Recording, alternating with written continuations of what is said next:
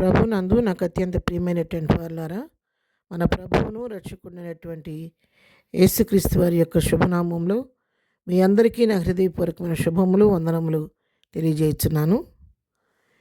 ఉదయకాల సమయంలో దేవుని వాక్యాన్ని ధ్యానం చేసుకున్నాము. ఈరోజు వాక్య ధ్యానము కొరకు మనం తీసుకున్నటువంటి లేఖన భాగము సమూయేలు 2వ గ్రంథము 22వ అధ్యాయము 29వ వచనం చదువుకుందాం. యెహోవా, నీవు నాకు దీపమై ఉన్నావు. యెహోవా చీకటిని నాకు వెలుగుగా చేయును. ఆమేన్. దేవుని నామమునకు మహిమ కలుగును గాక. ఈ వాక్య భాగాన్ని మనం గమనించినట్లయితే ఈ మాటలు భక్తుడైన దావీదు పలికినటువంటి మాటలు. సందర్భం ఏంటని మనం ఆలోచించినట్లయితే, యెహోవా తను సౌలు చేతుల నుండి విడిపించిన తర్వాత, తన శత్రుడు అందరి చేతులను తప్పించిన తర్వాత దావీదు ఈ గీతవాక్యాలని పలికాడంటే, యెహోవాను స్తోత్రించాడంట. ప్రభువు చేసిన మేలన్నిటిని తలపోసుకుంటూ ఆయన ఇచ్చిన కాపుదలను, ఆయన ఇచ్చిన భద్రతను, ఆయన ఇచ్చిన విజయాన్ని అన్నిటినీ జ్ఞాపకం చేసుకుంటూ మరణాంధకారపు లోయల్లో సంచరించినప్పటికి కూడా ఏ కీడు తనకు సంభవించకుండా తన ప్రభు సంరక్షించిన విధానాన్ని, కాపాడిన విధానాన్ని జ్ఞాపకం చేసుకుంటూ ప్రభునామాన్ని హెచ్చిస్తూ గణపరుస్తూ ఆరాధిస్తున్నాడు. ఇక్కడ స్తోత్రిస్తూ ఉన్నాడు దావీదు. మరి 2వ వచనంలో అంటాడు కదా, యెహోవా నా శైలము, నా కోట, నా రక్షకుడు, నా దుర్గము, నేను ఆయనను ఆశ్రయించదును. నా కేడము, నా రక్షణ శృంగము, నా ఉన్నత దుర్గము, నా ఆశ్రయ స్థానము, ఆయనే నాకు రక్షకుడు. బలాత్కారుల నుండి నన్ను రక్షించువాడు వాడవు నీవే. చూసారా ఎంతగా ప్రభువుని గణపరుస్తున్నాడు, హెచ్చిస్తున్నాడు. ఆయన సమస్తం ప్రభువేనని, ఆయన నా కోటగా ఉన్నాడు, రక్షకుడుగా ఉన్నాడు, నా శైలముగా ఉన్నాడు, దుర్గంగా ఉన్నాడని, ఆయన్ని నేను ఆశ్రయించాను, నా ఆశ్రయస్థానం ఆయనేనని, నన్ను రక్షించేది నా దేవుడు నేను చెప్పి తెలియచేస్తున్నాను. ఈ విధంగా ప్రతి విషయాన్ని జ్ఞాపకం చేసుకుంటూ ప్రభువుని మహింపరుస్తూ స్తుతిస్తూ క్రమంలో 29వ వచనానికి వచ్చేసరికి అంటాడు కదా, యెహోవా, నీవు నాకు దీపమై ఉన్నావు. అయ్యా, నాకు నువ్వు దీపమై నా చీకటిను వెలుగ్గా చేయుటకు సమర్థుడు అయ్యా అని చెప్పని ప్రభువును కొనియాడుతున్నాడు. అవును ప్రియరా, మన దేవుడు దావీదుకు మాత్రమే కాదు, ఆయన నిత్యము ప్రకాశిస్తున్నట్టు వెలుగై ఉన్నాడు.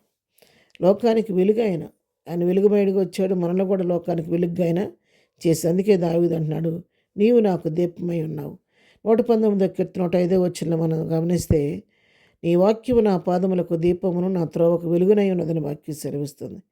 వాక్యమే దేవుడు, దేవుడే వాక్యం. కాబట్టి ఇక్కడ నీవు నాకు దీపంగా ఉన్నావని, నన్ను నడిపించే నాయకుడిగా ఉన్నావని ప్రభువుని కొనియాడుతున్నాడు. అంతేకాదు, యెహోవా నా చీకటిని ఆయన వెలుగ్గా చేస్తాడు అని చెప్పని ధైర్యంగా చెప్తున్నాడు.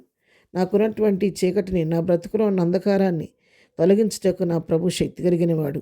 ఆయనే దీపము, మండుచూ ప్రకాశిస్తున్న దీపం. కాబట్టి నాలో ఉన్న అంధకారాన్ని తొలగించుటకు ఆయన సమర్థుడు. కాబట్టి ఆయన నాకున్నటువంటి చీకటి అంతటిని తొలగించి వేసి నా జీవితంలో వెలుగు నింపేవాడు ఆయనే నేను చెప్పని దావీదు ప్రభుని కొనియాడుతున్నాడు. ప్రియులారా, ఉదయకాలం వాక్యం వింటున్నటువంటి నీతో నాతో ప్రభు మాట్లాడుతున్నాడు. దావీదు తన మంచి లక్షణం అని చూడండి, తనకున్న మంచి లక్షణం, చేసిన మేలు మరువక ప్రతిదాన్ని జ్ఞాపకం చేసుకొని ప్రభువును స్తుతిస్తున్నాడు. మన జీవితాల్లో మనం ఏ అనుభవం కలిగి ఉన్నాం? ఎన్నోసార్లు ప్రభు దగ్గర ఎన్నో విషయాలు అడిగి పొందుకొని ఉన్నాం కదా.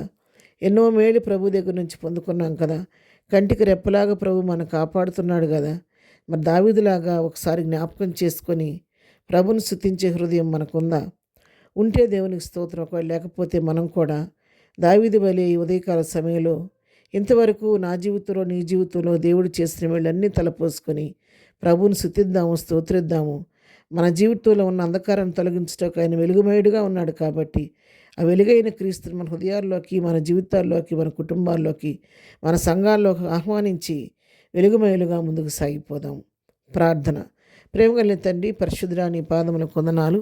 ఉదయకాల సమయంలో మాకు ఇచ్చిన శ్రేష్టమైన వాక్య భాగాన్ని బట్టి నీకు వందనాలు.